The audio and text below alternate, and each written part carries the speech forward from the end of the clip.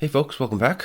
So once again, we're going to look at a source book for the Last Unicorn Games version of the Star Trek Next Generation RPG. So last time we looked at the Player's Guide, which had lots of great new stuff for players with some hot tips for narrators in there as well. This book is much more background about the United Federation of Planets, hence the title, The Price of Freedom, the United Federation of Planets sourcebook. I'm not sure I love the way they've done the logo here. It looks like it's kind of blurred and weird. I don't know. We also get a special bonus, new material from the Star Trek feature film Insurrection. Whether that's a good or bad thing is up to you. Not everybody loved that movie. So on the back, they give us a little summary here. So comprehensive discussions of Federation history, membership, and politics, including information on each of the founding member worlds. We get a detailed look at Starfleet, its operations, and its numerous branches, 14 new vessels, including the Sovereign, Akira, and Steamrunner classes. Those particular fan-favorite classes, of course. A new UFP organization, the Merchant Marine, complete with uniforms, character creation rules, and new templates and overlays. And guidelines for playing non-Federation Starfleet personnel, including new templates, overlays, and background histories. And treatments of the Federation economy, never-before-seen UFP technology, Federation colonies, and much, much more. Very good. So this book I like because, A, there's a lot of stuff about the background of the Federation that, given the simulationist view that this game takes, you'll kind of want to know. How does the economy work?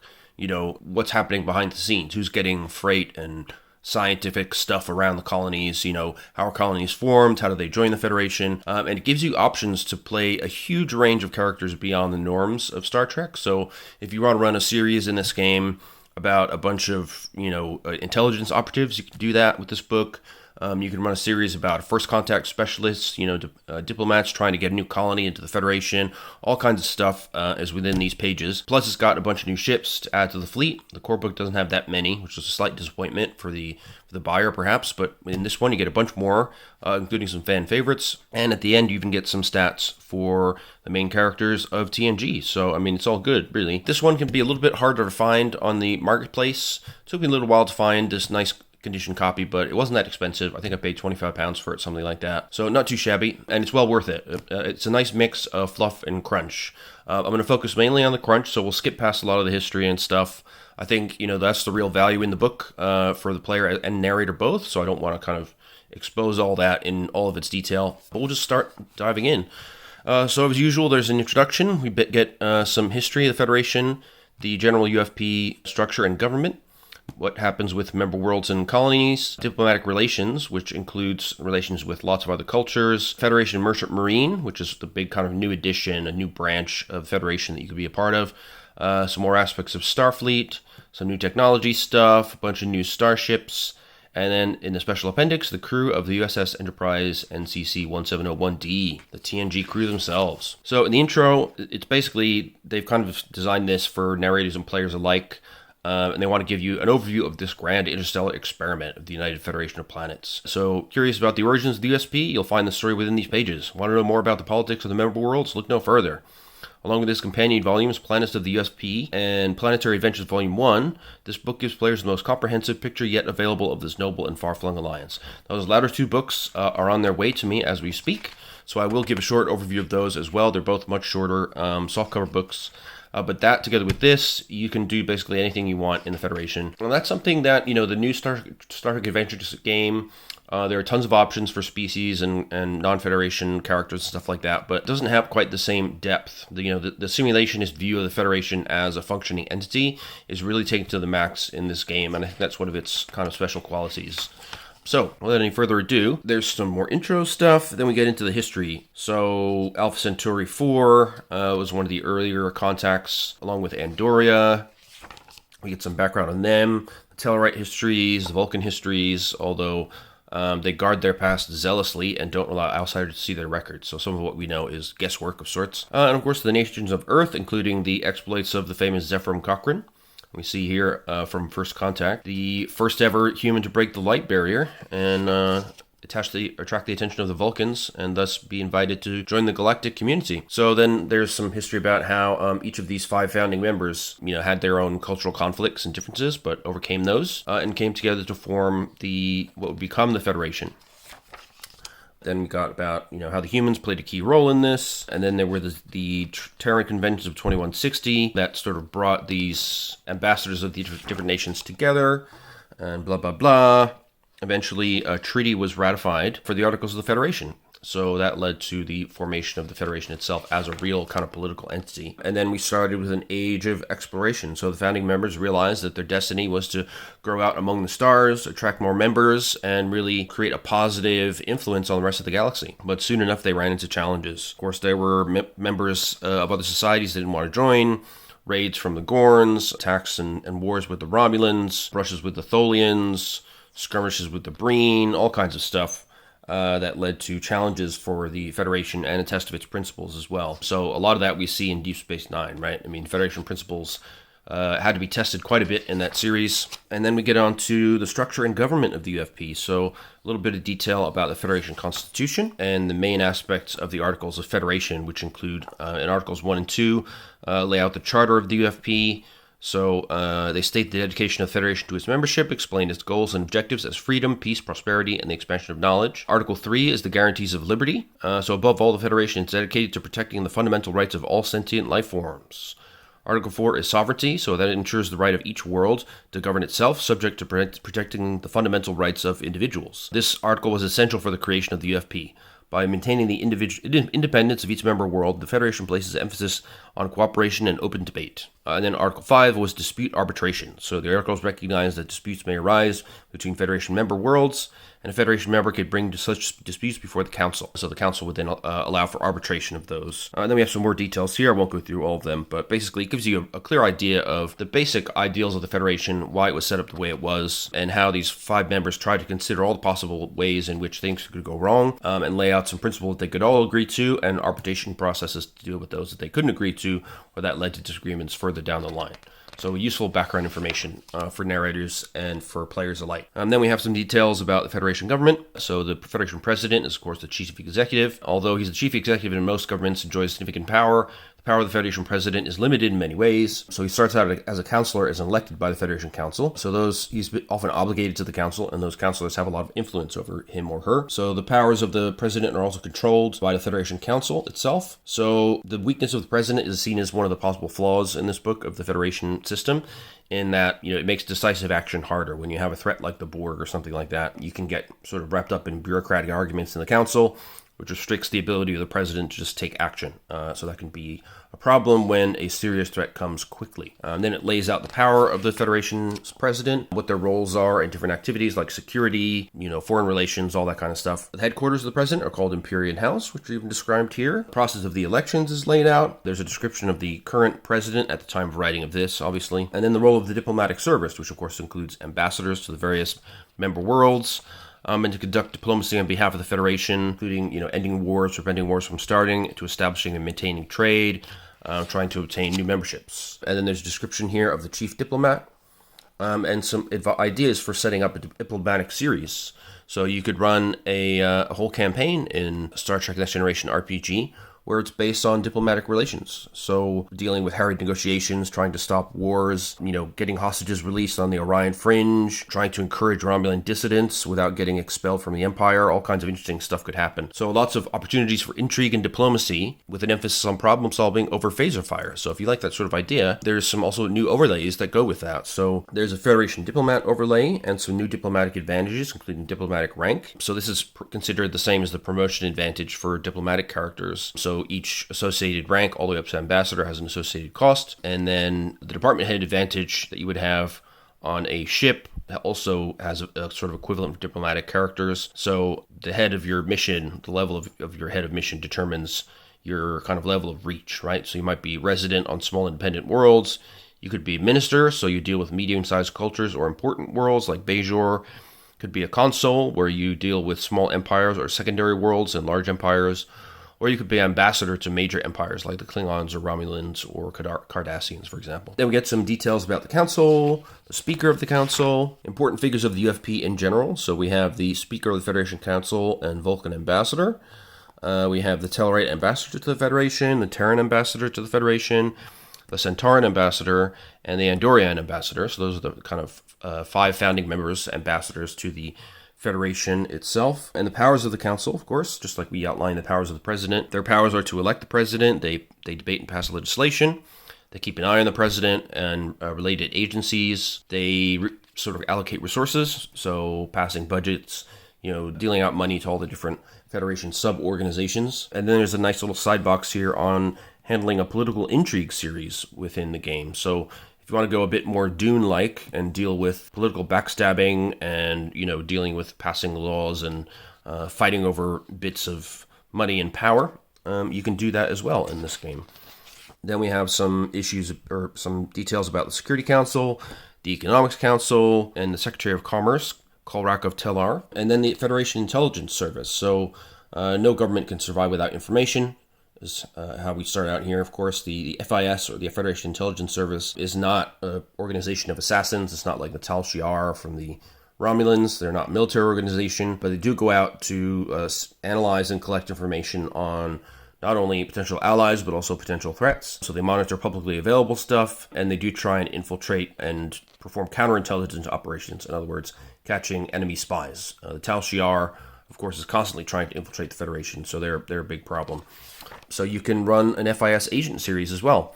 So they give you a nice side box on how to think about an espionage series in the game system.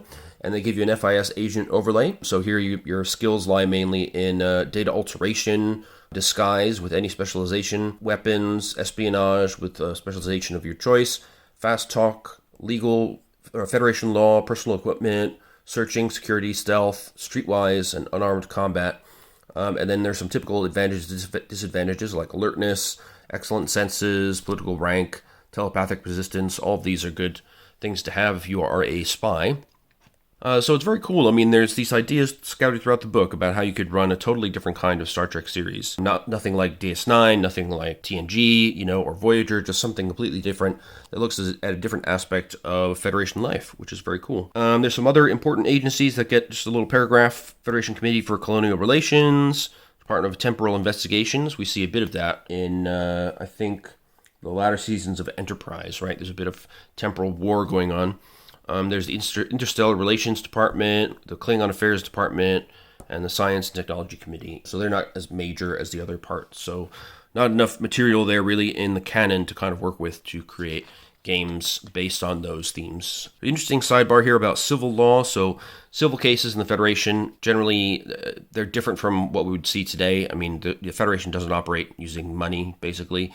So civil disputes are resolved through kind of arbitration. Vulcans are very good at arbitration because they're completely logical and they're not influenced by emotion, so they never lack for clients, according to this. There's also a court system, of course, for criminal violations.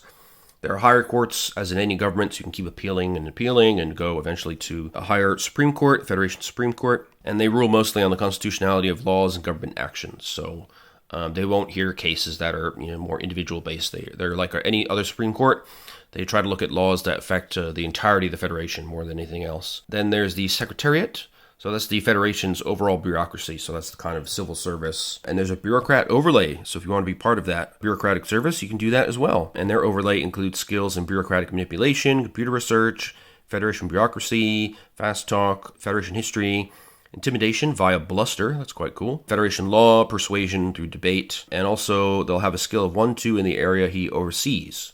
So if you're a bureaucrat in the Defense Department, you'll have a skill in strategic operations. One in the Bureau of Colonization might have a skill in planetary sciences and so forth. There's also a new political advantage for bureaucrats, which is political rank. So bureaucrats are ranked starting from 3rd undersecretary all the way to undersecretary. There's also a reporter overlay. So there are tens of thousands of correspondents, investigators, and reporters in the Press and Information Bureau for the Federation. So you can be one of these as well. And then your skills are around artistic expression through writing or video, doing research, knowing about Federation culture and history, planet-side survival, particularly in urban environments, and being streetwise. And you also will have an area of professional interest. So it could be diplomacy, tactics, science, whatever. So the reporter will have a specialism on what they like to report on. So again, I mean, you can do totally weird, totally different kinds of Star Trek games with these. There's also the Bureau of Colonization, which we saw a little bit about before, and the Science Council, which is doling out research money. Of course, they have their flagship installations like the Daystream Institute and that kind of stuff. And there's a new overlay for just being part of the Science Council scientists. So they can make an interesting contrast to science branch personnel on Starfleet vessels. A civilian scientist can concentrate his entire being on research with no other requirements. On the other hand, without the discipline of Starfleet, civilian scientists can prove frustrating to work with. They can make excellent NPCs or PCs. So the overlay, they get a computer specialization of their choice. They get personal equipment and specific scientific equipment, any science specialization, along with another specialization. They're good at shipboard systems, scientific culture, scientific history, or any specialization actually. Any engineering specialization. They're good at persuasion and debate, and physical sciences and mathematics. But they can have advantages and disadvantages, range from curious and innovative to arrogant and pacifist. So now we move on to member worlds and colonies. So of course there were the 5 systems that founded the UFP, and that's the core membership of Earth, Alpha Centauri, Andoria, Tellar, and Vulcan. But the eventual aim of the Federation is to unite all sentient beings in a single interstellar body dedicated to protecting the rights of every individual and maintaining peace throughout the galaxy. The UFP sees all life as interconnected and all species as members of a single galactic family. These are very high ideals indeed. Few Federation citizens believe such harmony is practically possible, especially right now, but millions of men and women in the UFP strive every day to make this dream a reality. I guess, with people being aware of threats like the Romulans and the Tal Shiar and all that, the average person will think, well, that sounds great, but is it really possible? But many people who are in the UFP service, they really believe it is, and they try their best. There's a little sidebar here about UFP membership in a series of adventures. So, trying to have a world join the UFP and all the process that goes along with it could make for an interesting backdrop for a campaign as well, especially if you build some PCs that are members of UFP organizations that are not on Starfleet vessels generally, but are part of the bureaucratic service, diplomatic service, all that kind of stuff. Once you get into the Federation, you have certain rights and responsibilities. So you get representation and a vote on the UFP Council. You get economic support direct from the Federation. You get legal support, diplomatic support, military support through Starfleet. But you also have some responsibilities. So you have to swear to uphold the Constitution. You have to provide mutual support. So, if other planets need something and they're nearby, you should try to help them out. And you should support the Federation with personnel. So that includes, recruitment to Starfleet, all that kind of stuff. During the Federation, there's a review period. So the world must kind of possess a single unified world government. They must be advanced enough, obviously, that the first contact provisions can apply. So there's no prime directive complications. And they need to have a certain level of cultural development that matches the ideals of the Federation. There's another idea for a Star Trek series, which is Contact Commission. Though centering on the work of the Contact Commission might be a specialized version of a diplomatic series concentrating on planet stories and exploration of new cultures. So again, another great idea for a unique take on Federation gameplay. We have an excerpt from the log of Cultural Attaché Arthur Krivak to give you some kind of flavor about what it's like to be a cultural attaché. And then becoming a voting member. Then we have info on Federation colonies, of which there are hundreds. Almost half of all Federation citizens live on Federation colonies. These are found throughout Federation space, from the frontier to Mars, Earth's most famous colony. Life on the colony can be difficult, especially when you're just getting started. But, it's attractive life for some reasons. People like to get out there. They like to see more of the galaxy. The UFP can give you an opportunity to do so and the support to do so. And while life may be simplistic and hard at the beginning, you have the feeling of accomplishment if you create a colony that really lasts and builds influence in the UFP. So there are different types of colonies, and there are various different political designations within the Bureau of Colonization for the types of colonies. The Bureau of Colonization will aid colonists in developing a suitable settlement site. Starfleet engineers may help in constructing shelter, and the Bureau provides for vital necessities, including the first 5 years of the colony's existence. So the types of colonies, we've got dissident colonies. So these are kind of, trying to establish little outposts for dissidents who are not welcome on their homeworlds. And it can be a difficult job to live in a colony like that, but can be useful to eventually attract more members to the Federation and their way of life. Established colonies like Mars, Cochrane, and Deneb II, they've been established for a long time. They have their own lifestyles, their own local cultures, so they don't suffer much difference in lifestyle from living on a Federation main world.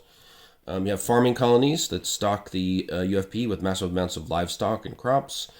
And of course, even though replicators exist, there is still a demand for real food and real matter, especially on the frontier, where having such advanced equipment may not be sustainable, at least in the beginning. So on those colonies, you do a lot of kind of everyday farming work and agricultural work until you reach the point where you're industrialized and built up enough that you can support a modern Federation architecture with replicators and all that good stuff. There's also industrial colonies that produce raw materials. So they're looking for dilithium or working with dangerous chemicals.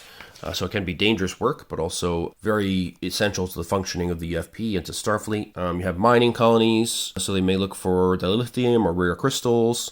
Common metals and unique compounds are collected in mines. People who live and work there tend to be hardy and independent.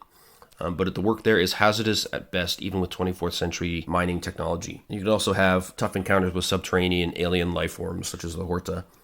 And there are penal colonies. So sometimes prisoners, as a last resort, are sent to penal colonies. These are particularly dangerous members of the Federation or outside organizations that have considered massive crimes or committed massive crimes to the point where they need to be exiled completely. And these are very heavily guarded. We saw an example of that in one of the Star Trek original series movies. At one point, Kirk was sent to a penal colony. They're not nice places. They don't feel like a great match with UFP ideology, but I guess, there's still a little bit of work to do on that front in terms of humane treatment. Then you have science colonies where they focus on research. So these will be on worlds with unusual properties where you might find new sources of energy, rare medicinal compounds, or interesting forms of alien life. Then there's standard colonies, which are just to fulfill a need for places for people to live, basically. So they're most likely to develop into populous worlds because once they attract a given critical mass of people and they're just a nice place to live, then more people will come and join in. Of course, colonies have their own politics, and it'll vary depending on their type. And now we have another new overlay for the colonial administrator or governor. So they have skills in administration of colonial government, command on colonial specialization, cultures of colony planets, Federation law and colony planet law, so dual specializations there. They're good at persuasion, they're good at planet-side survival, they're good at security and law enforcement, social sciences with any specialization, and vehicle operation with any specialization. So these are people that you could create for a colonial series. So if you wanted to have a planet-bound story arc set on a new colony or a particular type of colonial system, then you could do that as well for another interesting type of Star Trek series. They even offer lots of dramatic possibilities, like a colony on the frontier that would resemble the Old West. Maybe there's dangerous savages, or Ferengi saloon keepers, Orion bar girls, Andorian phaser slingers, Vulcan monks, Bolian gamblers, human ranchers, Telrite lawyers, all kinds of stuff hanging out. A darker series might center on a failed colony like Turkang IV. Here the series begins with a savage war of all against all, resembling post-apocalyptic Earth and similar settings. Slowly the characters learn to survive, then to trust each other, and perhaps to dream of building up a new society worthy of Federation membership in the ruins of the old. That could be a really rewarding, long-running campaign. So again, great ideas scattered throughout this thing. Now we have the diplomatic relations summary. So we start out with the Borg. I'm not sure we can really say we have diplomatic relations with them at this point. Given the slaughter at Wolf 359, the Borg decisively defeated an unprepared Starfleet, destroying 39 of 40 starships engaged.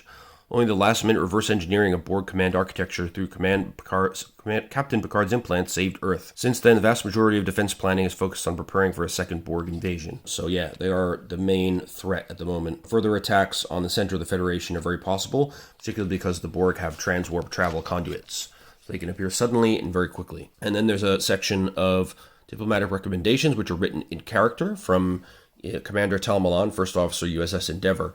I like how he uses Borg diplomacy here in scare quotes. If I may use such a term, exhibits several unusual traits that build upon this arrogance and surety. If one strikes a bargain with a Romulan diplomat, for instance, there is little assurance that the politicians he deals with will agree.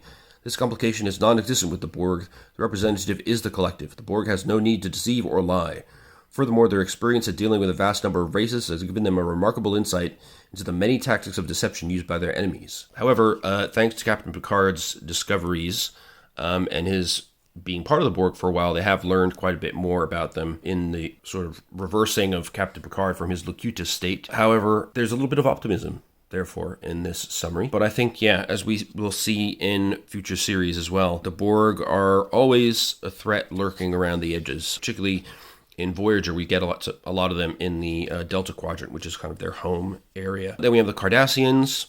So, of course, they are a major feature of the Deep Space Nine storyline, which, as I mentioned, has a separate book as well for this game line, which we'll get into later. There's a military threat assessment here. They have a strong military. They tend to attack, conquer, and strip other worlds of everything to continue building up their fleet. So they have secure patrols of their space, and they deal with any unauthorized entry with lethal force. They also travel to neutral areas and along the edges of contested areas, watching for opportunities to strike. They rarely back down from a battle, but do not commit themselves foolishly. So they're clever fighters, basically. Relations with Cardassia are still strained despite the treaty. The Federation is attempting to foster a less violent, more peaceful attitude on Cardassia, but such efforts have thus far met with failure, as the military mindset is deeply ingrained. And then there's the worry of the Obsidian Order agents, which can, of course, try to infiltrate the Federation. Then we have a brief history of relations with the Ferengi. The Ferengi are kind of the one of the comedy factions, sort of the series, of course. They are merchants mainly and traders. They love to cheat people out of money. They do have fairly impressive starships, which are called Marauders by Starfleet. However, they don't have any military of sorts. Apparently, any Ferengi ship can apply for the right to be in the Navy, as they call it, so they can bear arms and use those weapons to protect perceived Ferengi interests. They also receive a portion of any profits obtained during such actions, which are divided up according to rank. But it's not really a solidly reliable military. It's not a coherent force. So we're not really worried about the Ferengi as a military threat. Most Ferengi do not seem overly fond of Ferenginar, their homeworld, perhaps because of its perpetually damp climate.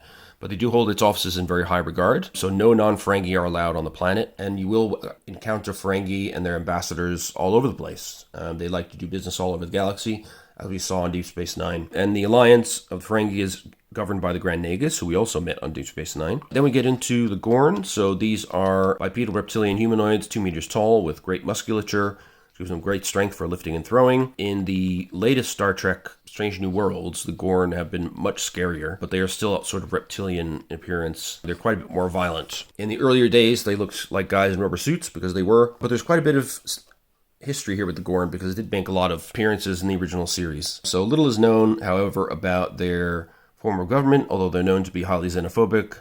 They like to be left alone, and they only attacked when the Federation sort of unknowingly violated their space, because we don't exactly know the structure of their space. So the best advice given here is to kind of steer clear for the time being. The Klingons, of course, we have an interesting backstory with them. There's a brief history of relations, which eventually led to Klingons becoming the ally of the Federation, to the point where Klingon officers like Worf serve on Starfleet ships with no real issues.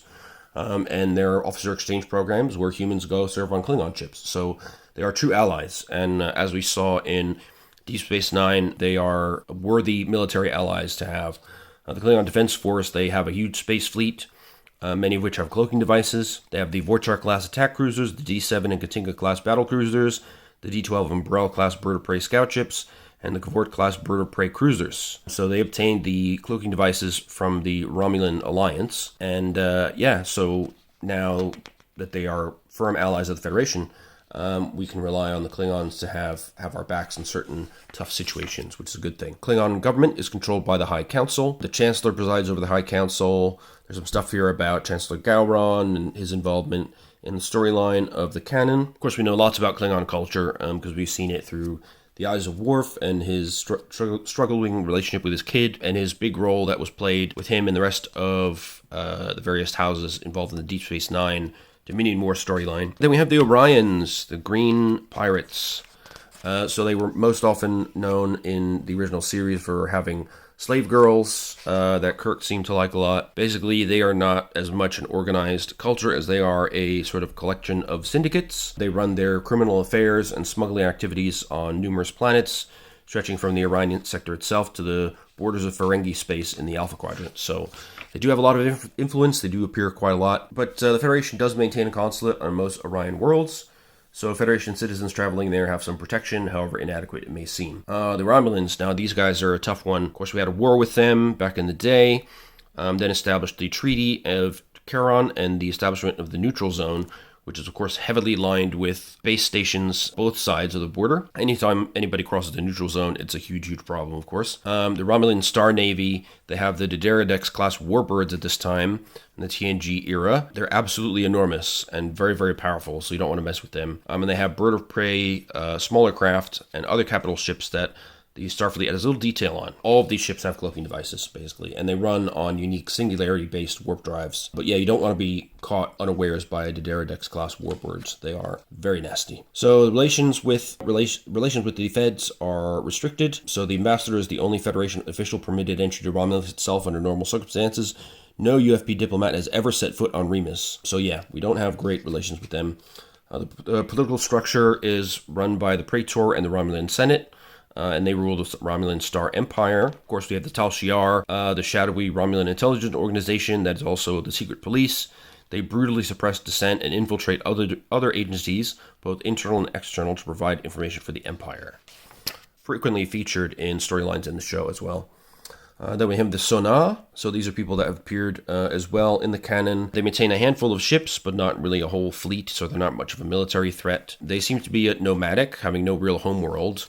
So they don't have kind of an organized government. So the way they stay organized is kind of unknown. They are unfortunately stricken with this kind of disease, stroke, and deformity. So yeah, they're a bit of a mystery. And as we go further in this chapter, we get more mysterious. So now we get to the Tholians. So the USS Defiant was trapped in an interphasic field, the famous Tholian web. The USS Enterprise later came face to face with the Tholians and was briefly trapped in the same kind of field. The Tholians in general are territorial, isolationist, and pretty xenophobic. They're also they're silicon-based kind of crystalline creatures, as we can see here. So yeah, basically the Tholian nature, they're startlingly advanced, place a high reliance on scientific precision and accuracy. The Tholian representatives seem to have a curious disregard for straightforward human two-dimensional thinking. Standard tactics of negotiation do not work. Furthermore, the Tholians' extensive technological proficiency gives them a significant edge. The military tactics are particularly baffling, taking advantage of multidimensional space that does not fully correspond with current theories of physics. So they are a tense threat and an enigma to deal with because we don't quite know everything that they know. And their ships are able to do things that we don't understand. So, and then there's a nice summary here of various Tholian enigmas that could form various theories for cool campaigns, so we won't go into that. There have been some significant treaties established during the history of the Federation, which were laid out here. So the end of the Romulan Wars in 2160 and the establishment of the Neutral Zone, the Treaty of Armans with the Sheliak Corporate in 2225, the Treaty of Cestus III. So this was treaty with the Gorn.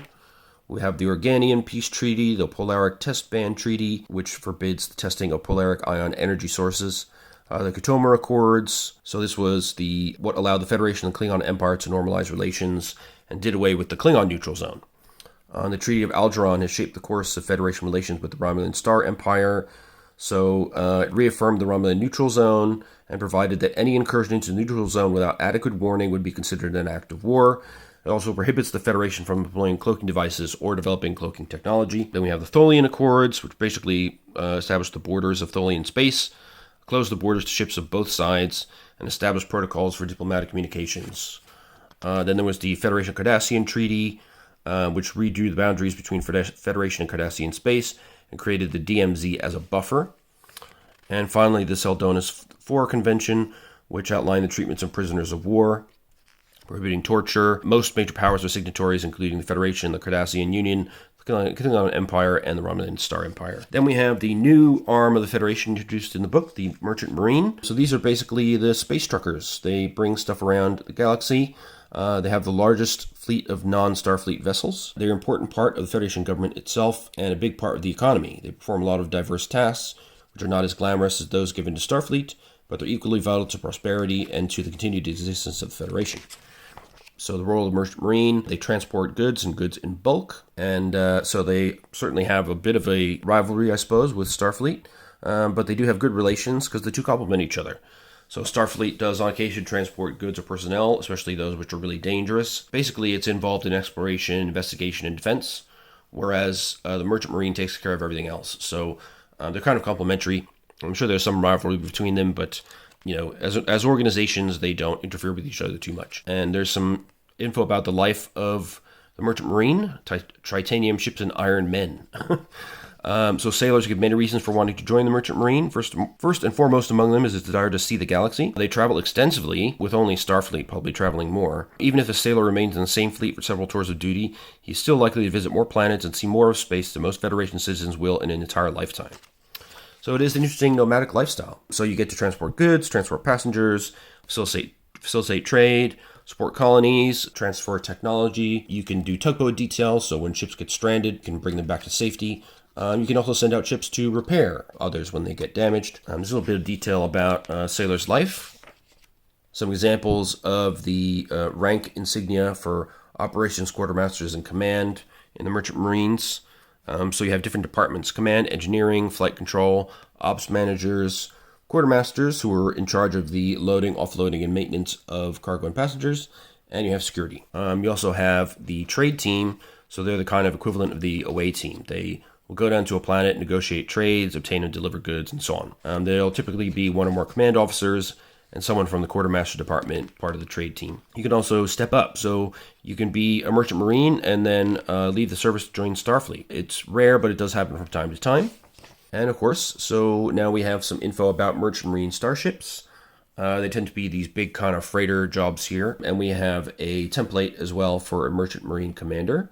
So the focus is on administration of merchant marine ships, bargaining, commanding merchant marine ships, diplomacy, Federation merchant marine history, law, merchant marine regulations, various merchant specializations, and vehicle operations. Merchant marine starship, they're pretty big, 500 meters long, 11 decks, 80 structural points, so they're no Galaxy-class starship, but they're pretty big. And a lot of that will be cargo space, obviously. The template depicts a typical merchant marine cargo and passenger carrier. Although large, most of its space is taken up with cargo bays and passenger accommodations, not the advanced equipment found on Starfleet vessels. Its warp engine is strong enough for it to tow larger ships and to operate its tractor beams, which are as powerful as those on Galaxy-class starships. So there you go. Then we have a bunch of new merchant marine overlays here. So you can have a merchant marine engineer, flight control officer, quartermaster, security. You can have a merchant marine academy life history, along with merchant marine tours of duty. So mirroring what you do with a Starfleet officer background. And then we have some archetypes, human merchant marine commander archetypes, if you want to get going quickly. Another archetype is the Boolean quartermaster. So if you want to jump right in with a merchant marine character, you can grab that archetype and get started pretty quickly. And then there's a few ideas for using the merchant marine in Starfleet series. So some ideas for individual episodes, and then some ideas for longer series, which I won't spoil for you. And the general idea of the series structures. And then we get into some more info on Starfleet. So more info on Starfleet headquarters in San Francisco. Very famous for the Fosse Menagerie, an enormous zoo maintained by Starfleet and situated on a parcel of land adjoining the Starfleet Command campus. It has some of the most impressive collection of alien flora and fauna in the Alpha Quadrant. So Starfleet covers nearly 8,000 square light years and thousands of sectors. Maintaining communication and organization across Federation space becomes an operational ordeal, as one could imagine. So we have within Starfleet, of course, several agencies. They're controlled by the Joint Chiefs. And within the agencies, we have the Office of the Chief of Fleet Operations, which is Admiral Fukuzima at the moment. We have the Office of the Executive Admiral and the Fleet Admiralties. And so there's some details here about fleet deployments and standing and mobile fleets. So some fleets will stay in particular areas of importance. So they might be stationed around an area in the neutral zone of particular importance or around a starbase. A mobile fleet, however, you can go all over the Federation. You'll be sent, depending on the current mission, to different areas of space. There's the Office of Starbase Operations as well, which are key to defense. We have the Office of the Judge Advocate General, which is JAG, and there is a new template for a JAG officer. So they are the lawyers and sleuths of the JAG Corps as agents for the prosecution and defense. They conduct inquiries, take depositions, interview witnesses, and generally play Sherlock Holmes. So this will be interesting character type, very different from your typical Starfleet officer. But yeah, there's a template here for them if you want to try that. And then there's some details about what JAG investigations are like and any subsequent court-martial procedures. And how court-martial stories can be worked into adventures, which is pretty cool as well.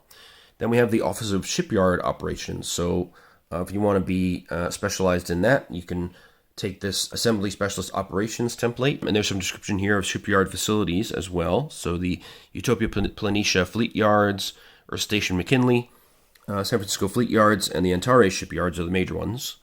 Then you have the Starfleet Corps of Engineers. So they're the kind of special projects division. They work on advanced technologies, new technologies, and so forth. So if you want to be a theoretical engineer in the Starfleet Corps of Engineers, there, of course, is an overlay for that as well. And there's a new skill of theoretical engineering. So this is the science of engineering. So not just the practice, but you'll generally hold a PhD. You'll have specializations in cybernetics, subspace field geometry, transporter theory, or warp theory. Alongside them, you'll have the Office of Personnel Management for Starfleet, the Office of the Chief of Research and Exploration, which is currently Admiral Sten at this point in the timeline. You have the Astronomical Science Operations, Planetary Science, Starfleet Medical Science Operations, the Office of the Chief of Interplanetary Affairs, which is Admiral Imari, the Office of Colonial Affairs, First Contact Division. And here we see a lovely image of First Contact with the Vulcans, which is a very important moment in human history, of course. And here's a template for a First Contact Specialist, which would be a really cool thing to be, I think, in a Starfleet series. So they are a rare breed, a hybrid of explorer and diplomat. They are assigned to specific worlds where they will covertly observe the inhabitants. This often means setting up holographic duck blinds, which reproduce an area of the terrain behind which they watch unseen, learning the details of the species, culture, and society. In extreme cases, they will undergo cosmetic surgery, allowing them to go undercover for months at a time. So it's a very unique and strange choice of career, very isolating, but probably very rewarding. You also have the Starfleet Diplomatic Corps, and you can run diplomatic campaigns. Some great ideas in here for that. And if you want to be a Starfleet diplomat under the command structure, there's a template for that, as well as a Starfleet Attaché, also under the command structure. Then we have the Office of the Chief of Strategic Operations, run by Admiral Venahil, the Strategic Planning Council, and then Starfleet Intelligence. The Office of Starfleet Security, and there's an upcoming Starfleet Intelligence supplement, it says here, that was indeed published, but I find that one a little bit difficult to get my hands on, but I will eventually. Then we have Starfleet Rapid Response Teams. So these are sort of specialists at sort of quick emergencies and responses to disasters. So, of course, you can be part of that specialization if you wish with these templates. You can be a security rapid response operations guy, you can be a response team commander, or you can be a field medical surgeon.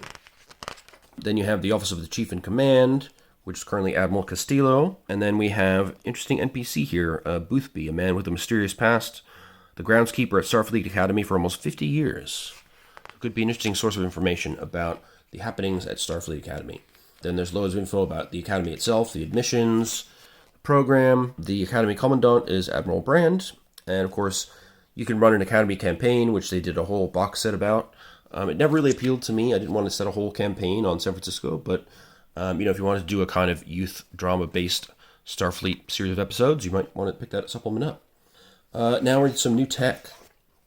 So we have some new Starfleet equipment, field modulators. So yeah, these are able to set up negative or destructive interference patterns that will temporarily negate force fields. We have pattern enhancers that do the opposite. We have phaser targeting modules. So they use gyroscopic stabilization, which provides +1 to hit, as well as advanced targeting scopes. So they incorporate sensors capable of detecting and tracking life forms. Okay, so you can retarget the phaser beam onto the target, lowering the difficulty number for the shot to 2.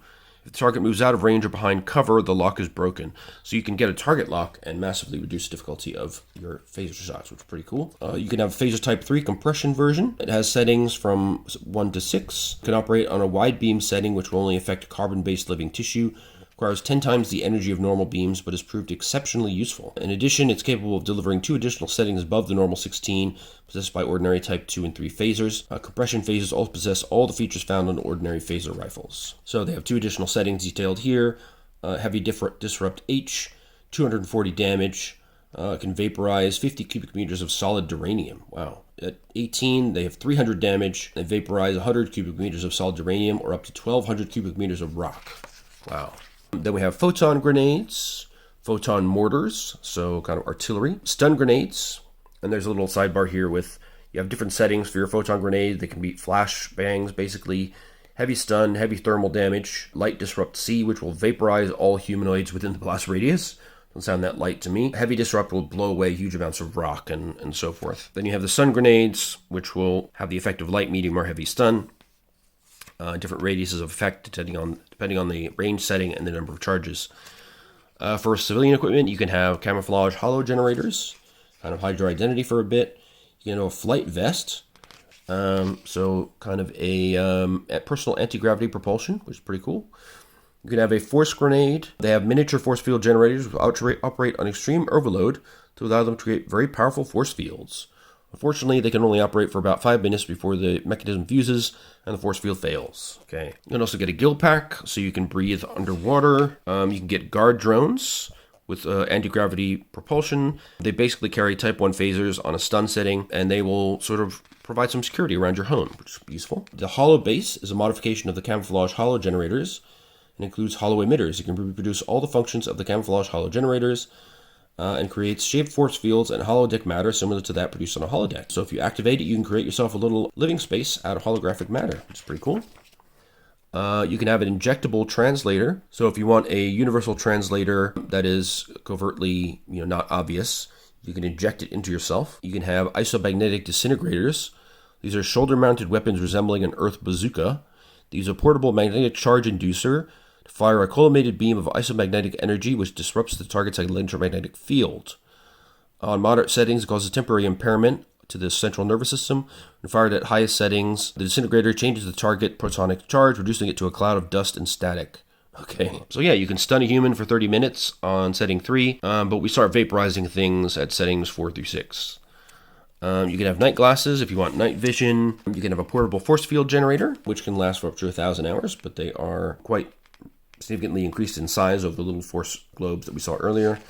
You get powered binoculars, which give you a close-up view of far-off objects, of course. You can have remote drones. They can be controlled by a wrist command communicator, pad, or tricorder at a range up to 100 kilometers, or from a starship at a range up to 40,000 kilometers. They're useful as an extension of the user. They can record, they can patrol automatically, and just periodically report back. You can have a replicator lockpick if you're of the criminal persuasion. A replicator multi-tool, which can reproduce almost any small handheld tool commonly used in the Federation. That's very useful. And a Tetrion pulse launcher, a newly designed weapon for use by Starfleet ground forces and security personnel. A powerful defensive handheld weapon. So basically, it has a few different settings, lacks the variety of power settings typical of a Type 2 or Type 3 phaser. When the trigger is depressed, the weapon fires a collimated beam of Tetrion particles which rebound from the target to the unit, providing range and vector information to the acquisition subsystems. The pulse launcher adds +2 to the test results to hit the target. A rapid discharge cerium chrylide power cell, coupled with high-speed plasma accelerator coils and 10-stage cascading pre-fire chamber, allows the plasma discharge to be stored within the pre-fire chamber for longer periods. The beam emerges as a focused pulse of superheated rarefied plasma. Okay, so you get bonuses to hit, and it does a very large amount of damage. So it's setting 10, vaporize any substance. Okay, damage 30 plus 9d6. Wow. At setting 11, 40 plus 12d6.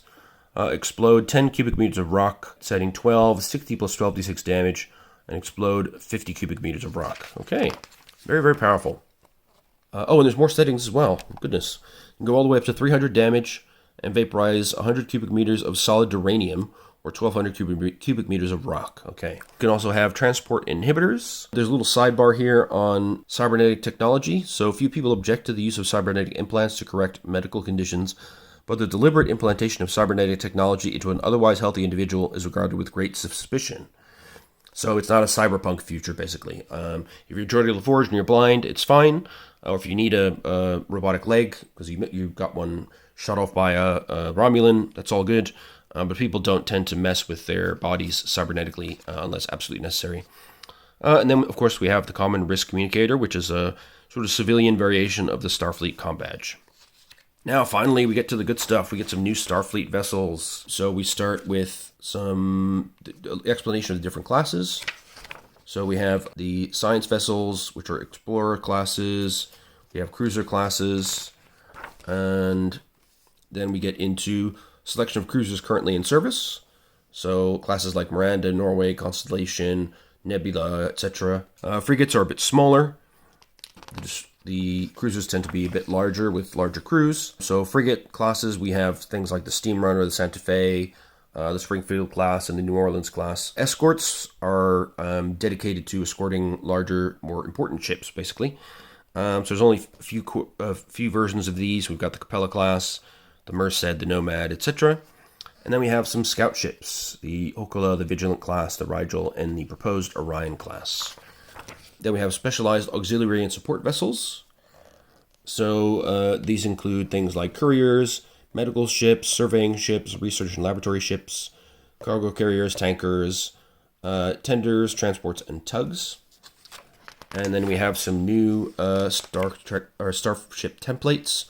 So this is for the Akira class. We've got some lovely illustrations this time. So this is the basic Akira class starship. Structural points 140. It's pretty big. It's size 7, 465 meters long.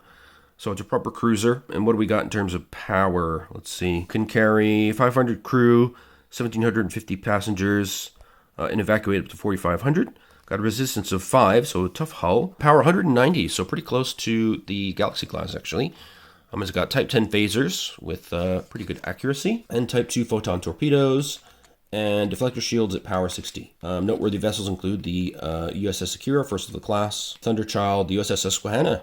Oh, that's where I grew up in Pennsylvania. Then we have the Apollo class starship, so a bit smaller, size 5, resistance 3, and 100 structural points, power down to 160. We do have Type 8 phasers instead of Type 10, Type 2 photon torpedoes, maximum spread of 4, and deflector shields are a bit weaker at 50. Noteworthy vessels include the Apollo, the Agamemnon, the T'Pau, and a few others. Then we have the lovely Constellation class with 4 nacelles. Of course, the Stargazer was one of these, I believe, which was commanded by Jean-Luc Picard before he was on the Enterprise. So these guys, they have size 5, 302 meters long, 100 structural points, 3 resistance, power rating of 150. So a little bit less, again, than the Akira Type 8 phasers, Type 2 photons, and deflector shield strength of 48. And then, of course, we have the USS Constellation, which is the prototype, the USS Gettysburg, and the USS Hathaway participated in battle simulation with Enterprise D. The USS Stargazer was the former command of Captain Jean-Luc Picard, destroyed in the Battle of Maxia. So there you go. Later on was the USS Victory, commanded by Captain Zambata, posting of Geordi LaForge prior to his service aboard the Enterprise D. So a lot of Stargazers important in TNG history. Then we have the Deneva-class starship. It's a light transport. So we're getting much smaller now. We got size 4, only 80 structural points and 2 resistance. So not really built for battle. There's only Type 6 phasers, no photon torpedoes, and deflector shields at 30. So these are familiar sight. They're mainly used for transporting. Not going to be something you want in a combat encounter. Then we have the Merced class light escort. So again, size 4, a little bit more resistance and structural points than the previous class. Power 125 is not too bad. And they do have photons along with their Type 7 phasers, so a bit more offensive power. Which suits the role of escort. Their role, of course, is to draw fire away from bigger vessels and complicate things when enemy forces try to engage the larger cruisers and so forth. Then we have the Miranda-class cruiser, classic, seen in the Star Trek TOS films and in the newer series as well. It has Type 7 phasers and a pulse phaser cannon. So it's got this extra pod up here which provides that. And many Type 2 photon torpedoes. And then we have a deflector shield at strength 48. It's got a power of 130. And size 5, so 278 meters long, not too shabby. 100 structural points and resistance of 3. The USS Miranda, of course, is a notable one for being the prototype. The USS Saratoga was lost in the Battle of Wolf 359. And there's a few still in service, the USS Andover, the Brisbane, and the USS Mondial. Then we have the New Orleans-class frigate, 425 meters long, so pretty big, size 7. 140 structural points and a good resistance at 4. It's got Type 9 phasers and 200 photon 2 torpedoes, so not too bad. And deflector shields at 55, so actually it's a tough little bugger, this one. Prototype, of course, was the New Orleans class. The USS Kyushu was destroyed during the Battle of War 359. The USS Renegade rendezvoused with Enterprise D during attempted alien takeover of Starfleet Command. So a few of them have been noteworthy. Then we have the Niagara-class starship. This is a fast cruiser. So size 5, resistance 4, 100 structural points. A lot of power at 160, so it allows them to go at higher warp factors. It's got good sensor systems, Type 9 phasers, and a 160 Type 2 photons, and good deflector shields at strength 50. So it's essentially a smaller version of its Galaxy-class larger cousin. You can see that with the kind of oblong nacelle design here. So the prototype was, of course, the USS Niagara, the USS Princeton, unfortunately lost during the Battle of Wolf 359, and there have been various important diplomatic roles played by the Niagara class throughout the history up to this point. Then we have the beloved Norway class, a cruiser which is loved by some fans. Got a very interesting design to it, very kind of lean and streamlined. And we have size 6, so it's quite big, 365 meters, resistance 4, structural points 120, and power 175, so it's quite fast, warp 9.7. We've got Type 10 phasers, so it's a tough little guy as well, and 225 Type 2 photons, so it can do decent spread of 10 as well, so that's pretty significant. So it's a smaller ship than, say, the Galaxy class, but certainly tough. And the U.S. Budapest of this class defended Earth against the Borg in 2373. So definitely one that's good to have on our side. Then we have the Olympic class medical cruiser. The medical and science ships often have this weird, rather than a saucer, they have a spherical design. So this one has a decent amount of power at 140, 100 structural points, resistance 3, size 5, tops out at 9.2, speed not a priority for these guys. Just Type 6 phasers, no photon torpedoes, but decent deflector shields at strength 48. So these are designed for the core of the kind of mobile emergency platform for Starfleet. They help out with evacuations, emergency missions, trying to cure plagues and all sorts of stuff like that. A number of them have been important in history, including the USS Pasteur, commanded by Captain Beverly Picard in Anti-Time Future created by Q. There you go. Then we have the Rigel-class Heavy Scout, an odd-looking bird, but still has the classic saucer design, with the nacelles kind of tucked along the bottom. 125 power, 80 structural points, size 4, resistance 3. It's got type 7 phasers and some photons, but only 75 of them. And it has a good deflector shield at strength 48. So the USS Arcturus discovered the Corward Rift during long-range reconnaissance in 2355. So it seems that they've been largely part of blockades, assigned to some deep space observation, and the USS Tolstoy was lost in the Battle of Wolf 359. Then we got the Sabre class light cruiser, another one popular with fans. It's size 4, 160 meters long, 6 decks.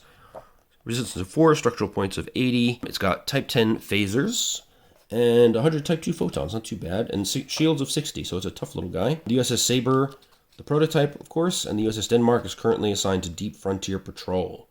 And the USS Yeager defended Earth against the Borg in 2373, so a good tough little ship. Likewise, we have the Steam Runner, another tough little guy, but much less little. It's 375 meters long. Size 6, resistance 5, 120 structural points, and 18 decks. It can travel up to warp 9.7 with 180 power, so enough power for type 10 phasers and type 2 photons as well, with a maximum spread of 10, which is pretty huge, and a good deflector shield at strength 60. The USS Steam Runner was the prototype. The USS Appalachia defended Earth against Borg incursion in 2373. So yeah, a few of them have performed important roles in defense, as you would imagine, given their tough design. And yeah, there are some fan-created plans of these that include some fighters as well, which is unusual for Federation ships. Then we have the beloved Sovereign class, the Enterprise E. So this is massive, size 9, 732 meters long, 24 decks, resistance to 5, 180 structural points, carries 1,000 crew, 5,000 passengers, and can evac up to 11,000 people. It can travel 9.9 warp. It's got 210 power. Long-range sensors out to 17 light years. Type 10 phasers, Type 2 photons, and Mark II quantum torpedoes. There you go. First time we've seen those. And Starfleet deflector shields at 65. So, yeah, the first sighting of the Enterprise E Sovereign class in this game, which is fantastic. And the captain's yacht, of course, which is the smaller craft that is part of the Enterprise E. So it's an auxiliary craft that the captain can take out. It's only size 2, 18 meters with 1 deck. Just 2 resistance and 40 structural points. But it does have a strength 30 deflector shield and a type 5 phaser. So it can get out of a little bit of trouble, but it's basically just to allow the captain for some wreck time, basically. And then in the appendix, we have stats for the crew of the TNG crew. We have Captain Jean-Luc Picard, got fitness 4, coordination 3, intellect 4, presence 5. That makes sense. He's very charismatic. Loads of skills at very high levels, as you would expect. Just skill after skill after skill. He's got advantages of being bold. He's a department head, executive officer. He's got an artificial remedy, artificial heart. He's got a physical impairment, promotion to captain, and he's vengeful against the Borg. His courage is 4. His aggression is minus 12. His initiative and openness are 14, skill 15, discipline 16. So that's his huge renown of 71 broken down. Commander William T. Riker, we've got fitness 4, coordination 4, intellect 4, presence 4, but he's also got willpower, reaction, vitality bonuses. Again, loads of skills, including the trombone, which is nice to see. Attention to detail always in this game. And he's got a renown of 60, so pretty well known, but not as much as the hero Picard. But he's tougher. His wound levels are 555 rather than 3333. Oops, sorry, I bumped the camera there. Then we have Counselor Troy.